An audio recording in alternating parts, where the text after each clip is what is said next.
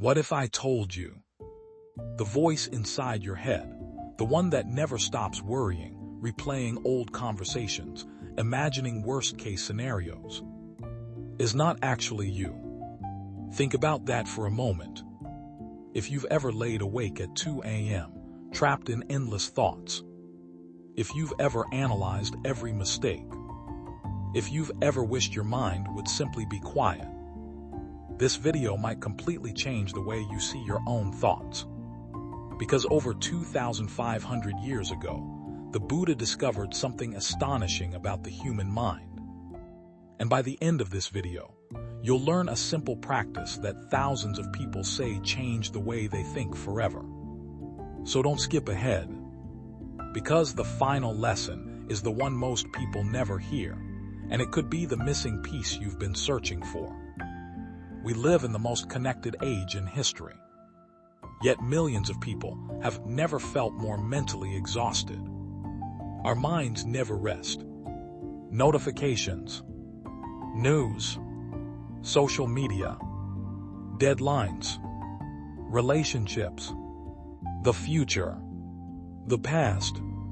Even when our body is sitting still, our mind keeps running. It keeps asking, what if I fail? What if they don't like me? What if I made the wrong decision? Psychologists call this rumination, the repetitive cycle of negative thinking. The Buddha noticed the exact same pattern 2,500 years ago. Not smartphones, not emails, not social media, the human mind itself. He observed something timeless. The problem wasn't the world. The problem was how the mind clung to the world. Imagine holding a burning coal because you're afraid to let it go. Who gets burned? You do. According to the Buddha, most suffering comes from holding onto thoughts that were never meant to stay. But here's where things become fascinating. He never told people to stop thinking. Instead, he taught them something completely different. The Buddha once shared a powerful teaching known as the parable of the two arrows. Imagine you're walking through a forest. Suddenly, an arrow strikes your arm. It hurts. The pain is real. But then, instead of removing the arrow, you shoot yourself with another one. This second arrow isn't physical. It's mental. You begin thinking, why me? This always happens. My life is ruined. What if it never heals? The first arrow represents unavoidable pain, loss, failure, rejection, illness, disappointment. Every human experiences these. The second arrow is created by the mind. It's the endless replaying, the overthinking, the worrying, the stories we create. The Buddha taught that we cannot always avoid the first arrow, but we almost always have a choice about the second. Think about your own life. How many times have you suffered? Not because of what happened, but because your mind refused to stop replaying it. That's the second arrow, and most people keep shooting it every single day. Here's something surprising. Your brain isn't broken. It evolved to keep you alive. Thousands of years ago, constant vigilance meant survival. If your ancestors ignored danger, they didn't survive long enough to become your ancestors. So your brain became a prediction machine, always scanning, always preparing, always imagining possible threats. The problem: your brain cannot always tell the difference between a tiger in the bushes and an awkward email, between real danger and imagined failure.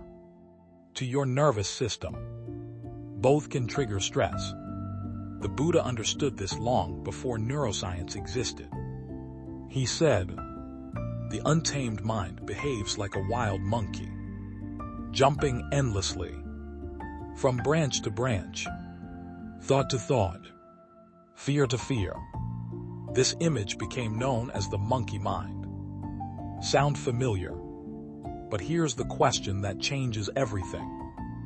If thoughts keep appearing, do you have to follow every single one? Imagine standing beside a river.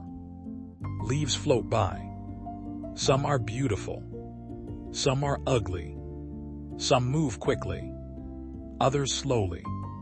Would you jump into the river to chase every leaf? Of course not.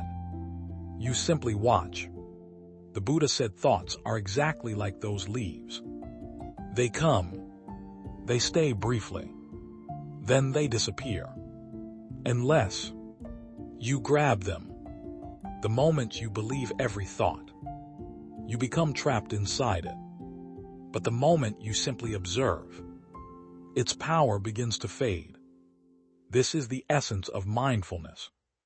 Not stopping thoughts, not controlling thoughts, not fighting thoughts, just noticing them. This single shift changes everything, because awareness creates space, and in that space, freedom begins. Let's try something together, just for 1 minute. Don't close the video. Simply stay with me. Take one slow breath. Now another. Notice your thoughts. Don't judge them. Don't argue with them. Simply say silently, thinking. That's all. Not, I'm anxious.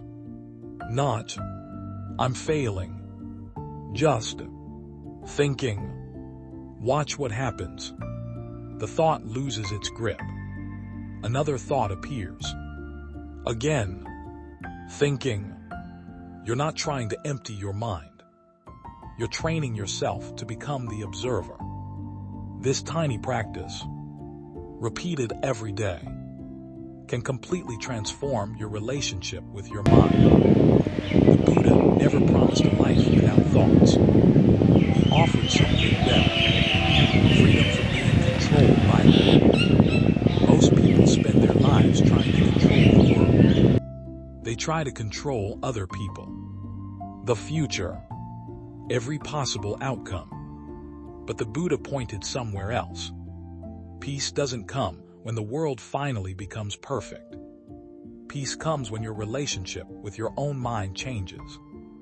The storm may continue, but you no longer have to become the storm. That's why two people can experience the same situation. Yet one suffers deeply, while the other remains calm. The difference isn't the event. It's the mind meeting the event. This isn't weakness. It's one of the greatest forms of strength. Because anyone can react. Few people learn to respond. So the next time your mind starts replaying the past, or worrying about the future, remember the Buddha's ancient wisdom. You are not every thought that enters your mind.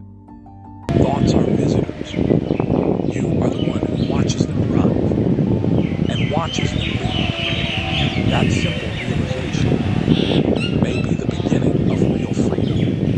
If this teaching resonated with you, write one word in the comments. Aware. Not for me. For yourself. As a reminder that from today onward, you'll practice observing your thoughts instead of becoming them. And if you're on a journey to cultivate wisdom, mindfulness, and inner peace, subscribe to the Insight Quest. Because every week, we explore timeless teachings that help us live with greater clarity in the modern world. Until next time, stay curious, stay mindful, and keep seeking the truth within.